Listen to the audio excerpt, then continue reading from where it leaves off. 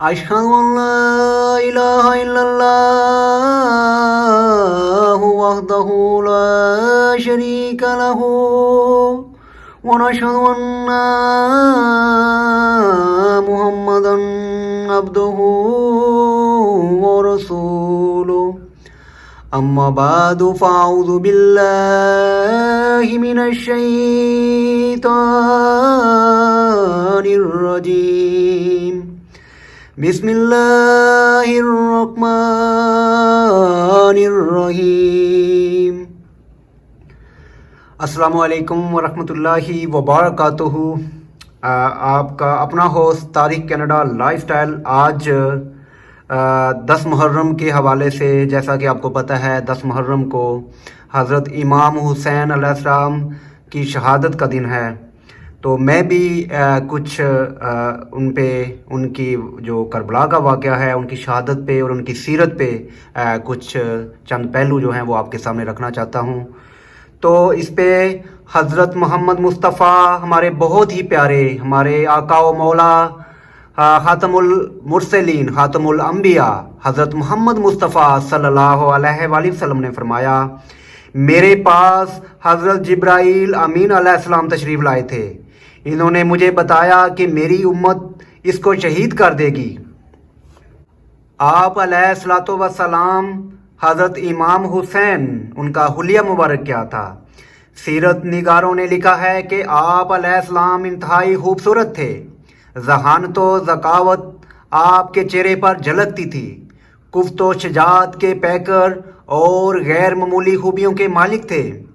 حضرت انس بن مالک رضی اللہ تعالیٰ عنہ فرماتے ہیں، لوگوں میں حسین علیہ السلام سے زیادہ کوئی حضرت صلی اللہ علیہ وآلہ وسلم سے مشابہت نہیں رکھتا تھا۔ حضرت علی علیہ السلام فرماتے ہیں کہ حسن سینے سے سر تک حضرت صلی اللہ علیہ وآلہ وسلم کے سب سے زیادہ مشابہ تھے، اور حسین سینے سے نیچے۔ شہادت کی ایک آسمانی خبر، وہ آسمانی خبر کیا تھی؟ حضرت امام حسین علیہ السلام کا نام نامی تاریخ اسلام میں ایک روشن باب کی حیثیت رکھتا ہے۔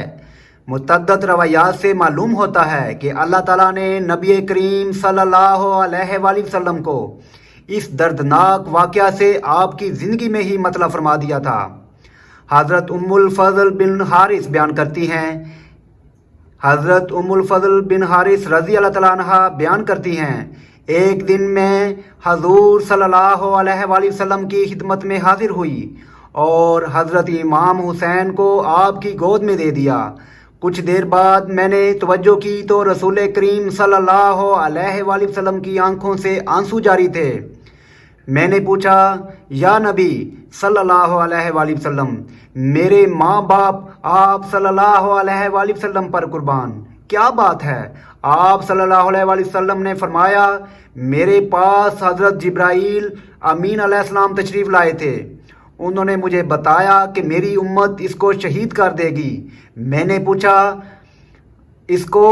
آپ صلی اللہ علیہ وسلم نے فرمایا، ہاں، اور وہ اس مقام شہادت کی سرخ مٹی بھی میرے پاس لائے۔ جامعہ ترمذی میں لکھا ہے کہ ایک خاتون ام المومنین حضرت ام سلمہ رضی اللہ تعالیٰ عنہ کے پاس گئیں تو وہ رو رہی تھی۔ انہوں نے وجہ پوچھی تو حضرت ام سلمہ رضی اللہ تعالیٰ عنہ نے کہا، میں نے رسول کریم صلی اللہ علیہ وآلہ وسلم کو رویا میں دیکھا ہے، آپ صلی اللہ علیہ وآلہ وسلم کا سر اور داڑھی خاک آلود تھی۔ میں نے پوچھا، یا رسول اللہ صلی اللہ علیہ وآلہ وسلم، یہ کیفیت کیوں ہے؟ فرمایا، ابھی ابھی میں نے حسین کی شہادت کا منظر دیکھا ہے۔ اگرچہ مسلمانوں کی اکثریت نے امت کو تفرقہ اور انتشار سے بچانے کے لیے یزید کی بیعت کر لی تھی، لیکن مختلف علاقوں میں مسلمانوں کی ایک بڑی تعداد ایسی تھی جو یزید کی بیعت کو ناپسند کرتی تھی، جن میں بعض اکابر صحابہ بھی شامل ہیں۔ حضرت امام حسین بھی ان لوگوں میں شامل تھے جنہوں نے پسند نہ کیا کہ ایک فاسق فاجر کے ہاتھ پر بیعت کریں، جیسا کہ یزید پلید کی بیعت پر اکثر لوگوں کا اجماع ہو گیا تھا، مگر امام حسین علیہ السلام نے ان کی جماعت نے ایسے اجماع کو قبول نہیں کیا اور اس سے باہر رہے۔ یزید کا خط ملنے پر جب مدینہ کے گورنر ولید بن عتبہ نے ان صحاب کو یزید کی بیعت کرنے کو کہا تو انہوں نے سوچنے کے لیے وقت مانگا۔ हज़रत अब्दुल्ला बिन ज़ुबैर रज़ी अल्लाह तआला अन्हो इसी रात मक्का की तरफ रवाना हो गए, जबकि दूसरी शब हज़रत इमाम हुसैन भी मक्का की तरफ हिजरत कर गए। दोनों हजरात 3 शबान मुताबिक 9 मई जुम्मा के दिन मक्का पहुँचे। हज़रत अब्दुल्ला बिन ज़ुबैर रज़ी अल्लाह तआला अन्हो ने बैतुल्लाह में क़याम किया और हज़रत इमाम हुसैन अलैहिस्सलाम ने शाब अबी तालिब में चले गए। चंद रोज़ बाद हज़रत अब्दुल्ला बिन उमर रज़ी अल्लाह तआला अन्हो और हज़रत अब्दुल्ला बिन अब्बास रज़ी अल्लाह तआला अन्हो भी मक्का आ गए। ज़ुल्हिज्जा के आगाज़ पर जब अहले कुफा को ये इल्म हुआ कि हज़रत इमाम हुसैन अलैहिस्सलाम मदीना छोड़कर मक्का तशरीफ़ ले आए हैं, तो उन्होंने आपकी खिदमत में हज़ारों तादाद में खतूत लिखकर अपनी वफ़ादारी का यकीन दिलाया और लिखा कि आप अलैहिस्सलाम हमारे पास तशरीफ़ लाइए कि शायद आपकी वजह से खुदा हम सब को हक़ पर मुजतमा कर दे। एक खत में इन्होंने लिखा, बागात सरसब्ज हो गए हैं और फल पक चुके हैं और प्याले छलक रहे हैं, और जब चाहें आप जमा शुदा लश्कर के पास आ जाएं, आप पर सलामती हो। हज़रत इमाम हुसैन अलैहिस्सलाम पहले ही यजीद की सल्तनत से निकलकर किसी गोशा अफियत में रहना चाहते थे। तारीख पर गहरी नज़र रखने वाले जानते हैं, आप अलैहिस्सलाम चाहते थे कि खिलाफत के नाम पर कायम मलूकियत से निजात मिले और किसी किस्म का लड़ाई झगड़ा और फसाद भी ना हो। चुनाचे अहले कुफा की जानब से यके बाद दीगरे मुतअद्दिद खतूत के मिलने पर हज़रत इमाम हुसैन ने अपने चचाजाद हज़रत मुस्लिम बिन अकील रज़ी अल्लाह तआला अन्हो को हालात मालूम करने के लिए कुफा भेजा, ताकि वो हालात का जायज़ा लेकर आपको हकीकत से मतला करें। जब मुस्लिम बिन अकील कुफा पहुँचे तो इन्होंने मुख्तार बिन अबी उबैद के घर क़याम किया। लोग जोग दर जोग इनके पास आकर बैत करने लगे। तारीख तबरी में लिखा है कि इनके आने का अहले कुफा में चर्चा हुआ तो लोग आन कर इनसे बैत करने लगे। 12,000 आदमियों ने बैत की। इब्ने ज़ियाद के कुफा में आते ही हालात ने पलटा खाया और सारे का सारा मंजर तब्दील हो गया। इसने बड़े मुखालफिन को गिरफ्तार कर लिया और सख्त इकदाम शुरू कर दिए। इसके गुलाम मुअक्कल ने बेस बदल कर मुस्लिम बिन अकील का पता चला लिया कि आप इन दोनों हानी बिन उर्वा जो कि अमायदीन कुफा में से थे, इनके घर में ठहरे हुए हैं। एक रोज़ हानी बाद शुरफाए कुफा के साथ अब्दुल्ला बिन ज़ियाद के पास गए तो उसने पूछा कि मुस्लिम को तुमने छुपा रखा है। इनके इनकार पर उसके गुलाम ने गवाही दी तो हानी ने बताया कि मैंने मरवत की वजह से इन्हें पनाह दी है। इस पर इब्ने ज़ियाद ने हानी को कैद कर दिया। जब ये अफवाह फैली कि हानी गिरफ्तार कर लिया गया है तो हज़रत मुस्लिम बिन अकील ने कई हज़ार अकीदतमंदों के साथ इब्ने ज़ियाद के किसर को घेरे में ले लिया। इस पर इब्ने ज़ियाद ने शहर के उन रोसा और अफसरान जो कि उसके पास मौजूद थे हुक्म दिया कि वो अपने अपने कबीले के लोगों को वहाँ से हटाने की कोशिश करें। इन हालात से दिल बर्दाश्त होकर हज़रत मुस्लिम बिन अकील ने एक बूढ़ी औरत के घर में पनाह ले ली, लेकिन उस औरत के बेटे ने इब्ने ज़ियाद के डर से मुखबरी कर दी। चुनाचे इब्ने ज़ियाद ने मोहम्मद बिन अशाद को इन्हें गिरफ्तार करने के लिए भेजा। कुछ देर लड़ाई के बाद मोहम्मद बिन अशाद के अमान देने पर आपने हथियार डाल दिए, लेकिन रास्ता में उनकी बातों से आप जान गए थे कि इब्ने ज़ियाद आपके साथ नरमी का सलूक नहीं करेगा। चुनाचे आपने मोहम्मद बिन अशाद से कहा कि मुझे बचाना तुम्हारे बस में नहीं, सिर्फ इतना करना कि हज़रत इमाम हुसैन को मेरे अंजाम की खबर करके कहलवा देना कि कुफा वालों पर हरगिज़ इतबार न करें और वो वापस लौट जाएं। इब्ने ज़ियाद के पास पहुंचने पर मोहम्मद बिन अशाद ने अपनी अमान का जिक्र किया तो इब्ने ज़ियाद सख्त नाराज़ हुआ और मुस्लिम बिन अकील को कत्ल करने का हुक्म दे दिया। ये हुक्म सुनकर मुस्लिम बिन अकील रज़ी अल्लाह तआला अन्हु ने वहाँ पर मौजूद अपने एक रिश्तेदार उमर बिन साद बिन अबी वकास को भी ये वसीयत की कि हज़रत इमाम हुसैन अलैहिस्सलाम तक इनका ये पैगाम पहुँचा दें कि वह कुफा आने का इरादा तर्क कर दें। नीज़ ये वसीयत की कि मेरी मैयत को दफन कर देना। बाद अज़ा मुस्लिम बिन अकील की गर्दन काट कर नाश को छत से नीचे फेंक दिया गया। इन्ना लिल्लाहि व इन्ना इलैहि राजिऊन।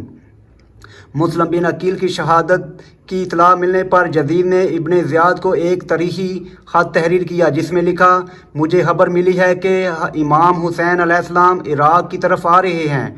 निगरान मुकर्रर कर मोर्चे तैयार रख, जिससे बदगुमानी हो इसको हिरासत में ले लें, जिस पर तोहमत भी हो उसे गिरफ़्तार कर ले।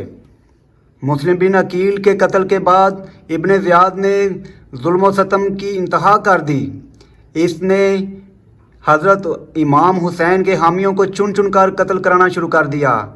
ان حالات کو دیکھتے ہوئے کوفہ والوں نے اپنی سوچ یکسر تبدیل کر لی اور اب ان کوفہ والوں کا رویہ ان کوفہ والوں سے بالکل مختلف تھا جنہوں نے ہزاروں خط لکھ کر حضرت امام حسین سے بے شمار عہد و پیمان باندھے تھے۔ اگرچہ کوفہ والے یزید کی سربراہی کو بھی دل سے ماننے پر آمادہ نہ تھے، اس لیے انہوں نے حضرت امام حسین علیہ السلام کی خدمت میں انگنت خطوط بھیج کر آپ سے مدد کی اپیل کی تھی، لیکن ان کی منافقانہ ذہنیت انہیں ہمیشہ حق کی طرف مائل ہونے سے روک دیتی تھی۔ دوسری طرف حضرت امام حسین نے مسلم بن عقیل کا پہلا خط ملتے ہی کوفہ جانے کی تیاری شروع کر دی تھی۔ اہل مکہ اور آپ علیہ السلام کے اعضاء و اقربا بھی کوفیوں کی غداریوں سے خوب واقف تھے۔ انہوں نے آپ کو کوفہ جانے سے روکنے کی بہت کوشش کی۔ حضرت عبداللہ بن زبیر نے مشورہ دیا کہ آپ مکہ میں رہ کر اپنی خلافت کے لیے کوشش کریں، ہم آپ کے ساتھ ہیں، ہم آپ کا ساتھ دیں گے۔ اسد الغابہ میں لکھا ہے کہ مکہ ہی میں پہلے کوفہ کے خطوط ان کے پاس پہنچے، لہٰذا انہوں نے سفر کا سامان تیار کر لیا۔ بہت سے لوگوں نے انہیں منع کیا۔ ان منع کرنے والوں میں ان کے بھائی محمد بن حنفیہ بن عمر اور ابن عباس رضی اللہ تعالیٰ عنہ وغیرہ تھے، مگر حضرت امام حسین نے فرمایا کہ میں نے رسول کریم صلی اللہ علیہ وآلہ وسلم کو خواب میں دیکھا ہے، آپ نے مجھے جس بات کا حکم دیا ہے اس کو میں ضرور کروں گا۔ حضرت عبداللہ بن عباس رضی اللہ تعالیٰ عنہ نے آپ کے ارادے کو دیکھ کر مشورہ دیا کہ اگر آپ ہر صورت میں جانا ہی چاہتے ہیں تو عورتوں اور بچوں کو ساتھ لے کر نہ جائیں کہیں، ایسا نہ ہو کہ حضرت عثمان رضی اللہ تعالیٰ عنہ کی طرح اپنے گھر والوں کے سامنے قتل کر دیے جائیں۔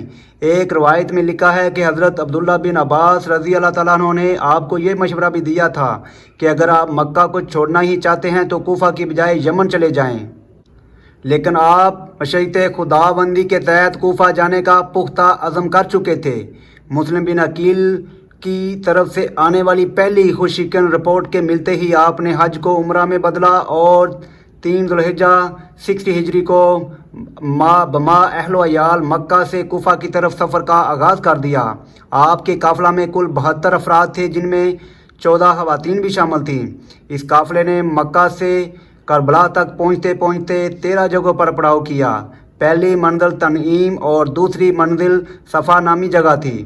اس جگہ حضرت امام حسین کی ملاقات مشہور شاعر سے ہوئی، ان کا نام تھا حمام بن غالب۔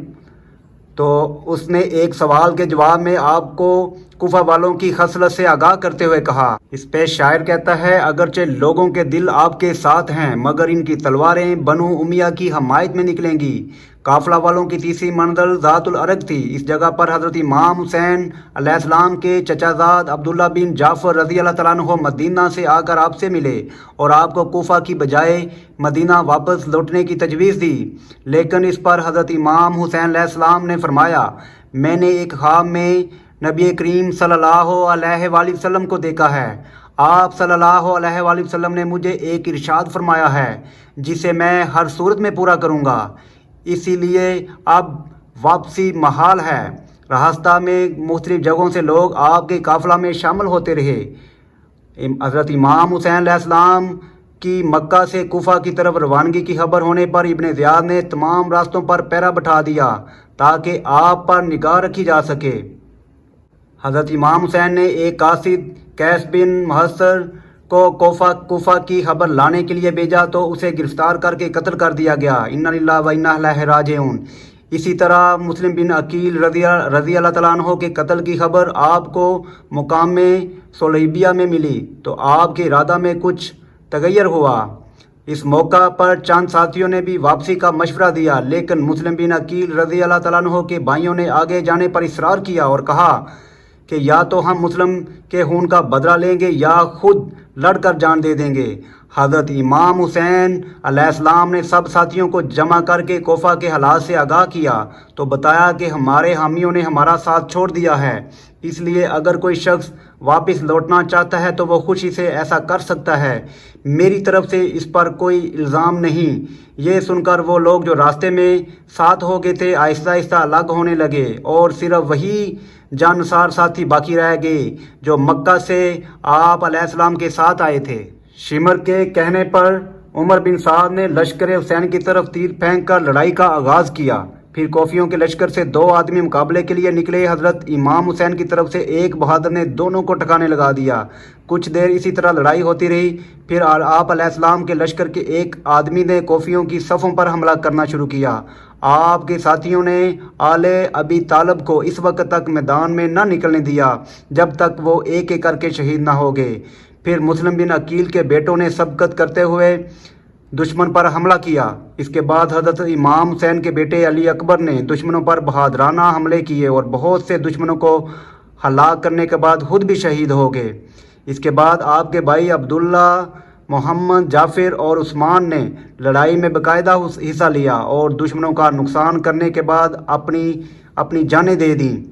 آخر میں حضرت امام حسین کے ایک نوعمر بیٹے محمد قاسم نے دشمنوں پر حملہ کیا اور وہ بھی شہید ہو گئے۔ حضرت امام حسین کے لیے کربلا میں اپنی شہادت سے بڑھ کر یہ مصیبت تھی کہ انہوں نے اپنی آنکھوں سے اپنے بیٹوں اور بھائیوں کو شہید ہوتے دیکھا۔ آپ علیہ السلام کے دکھوں میں یہ دکھ بھی شامل تھا کہ آپ علیہ السلام کی بیٹیاں اور بہنیں تمام روح فرزا مناظر اپنی آنکھوں سے دیکھ رہی تھیں۔ خیمہ میں صرف عورتیں اور علی بن حسین المعروف زین العابدین موجود تھے جو اس وقت بیمار اور چھوٹے بچے تھے۔ حضرت امام حسین جب تنہا رہ گئے پھر بھی آپ بہت بہادری اور جواں مردی سے لڑتے رہے۔ آپ علیہ السلام کے جسم پر نیزے کے 33 اور تلوار کے 34 زخم لگے تھے۔ اس کے علاوہ تیروں سے بھی بہت متعدد زخم جسم مبارک کو لگے۔ پہلے آپ گھوڑے پر سوار تھے، جب گھوڑے کو بھی شہید کیا گیا تو آپ نے پیدل لڑنا شروع کیا۔ دشمنوں میں سے کوئی شخص بھی آپ کو اپنے ہاتھ سے قتل کرنا نہیں چاہتا تھا۔ بلاخر شمر نے 6 اشخاص کے ہمراہ آپ پر حملہ کیا۔ ان میں سے ایک کی تلوار آپ علیہ السلام کا بایاں ہاتھ کٹ کر زمین پر جا پڑا۔ آپ علیہ السلام نے جوابی وار کرنا چاہا لیکن آپ کا دایاں ہاتھ بھی بہت مجروح ہو چکا تھا، اس لیے تلوار نہ اٹھا سکے۔ پھر سنان بن انس بدبخت نے آپ کو نیزہ مارا جو شکم سے پار ہو گیا۔ آپ زمین پر گر پڑے۔ اس نے نیزہ کھینچا اور اس کے ساتھ ہی آپ کی مبارک روح بھی پرواز کر گئی۔ انا للہ و انا الیہ راجعون۔ بدبخت شمر کے حکم سے کسی دوسرے بدبخت نے حضرت امام حسین کا سر مبارک جسم سے جدا کر دیا اور پھر ان ظالموں نے آپ کے جسم مبارک پر گھوڑے دوڑا کر اسے خوب کچلوایا۔ پھر خیمے لوٹے اور آپ کے اہل بیت کو گرفتار کر لیا۔ حضرت امام حسین کی اس شہادت کی دنیا میں کوئی مثال نہیں ہے۔ آپ کی شہادت خدا تعالیٰ کی نظر میں بہت عظمت اور وقت رکھتی ہے۔ آپ نے یہ شہادت دے کر آپ جنت کے سرداروں میں شامل ہو چکے ہیں۔ آپ جنت کے سردار ہیں۔ حسین زندہ باد ہے، حسین زندہ باد ہے، یزید مردہ باد ہے، یزید مردہ باد ہے۔